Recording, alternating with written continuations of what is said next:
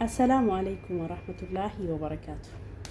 Tasumallee dogongortee namoota jireenya kee kaleessaa, dadhabina kee kaleessaa, gufaatii kee kaleessaa, hubannoo dhabuu kee kaleessaatiin si jeequu barbaadanuuf iddoon kenniniif.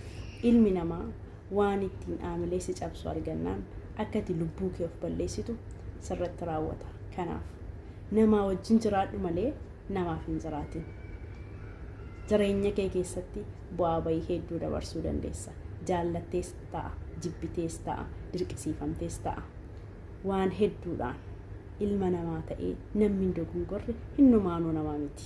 Kanaaf iyyuu an obboleettiin keessan kaleessa warroonni aamilee koo na cabsuudhaaf yaalaa turtan, dadhabaa turtan hedduun keessan galatoomaa.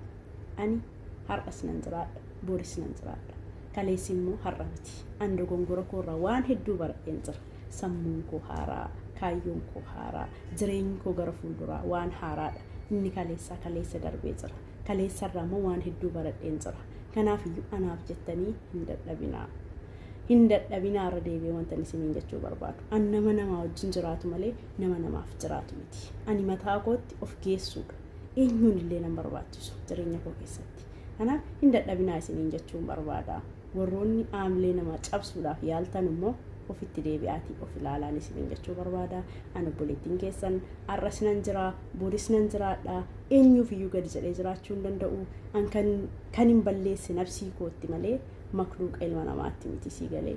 Anaaf rabbii koo gidduu immoo girdoon tokko yoo akkan jirre matoo namaa amanuudhaan warri koomintiidhaan dhuftanii miidiyaa kanarraa badii, ija namaa duraa badii, dhokadhuudhaan jettan an nama akkasii miti. Sammuu akkasiillee nama qabu miti. Dogongoreera jaalladheessa ta'u, jibbeessa ta'u, dirqisiifameessa ta'u hubannoo dhabuurraan ilmi namaan dogongora.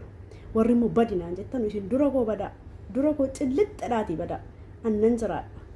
An baradheen nama barsiisa malee dogongoree nama dogongora kootiif jecha badu miti. Warroonni dogongora kootiin dhuftanii na cabsuu barbaaddanu wanti sinnaa gootan yoo jiraate waan sinnaa gootan sana nattafa malee eenyuun illee barbaadu. Nama aamilee koo cabsuu barbaadu.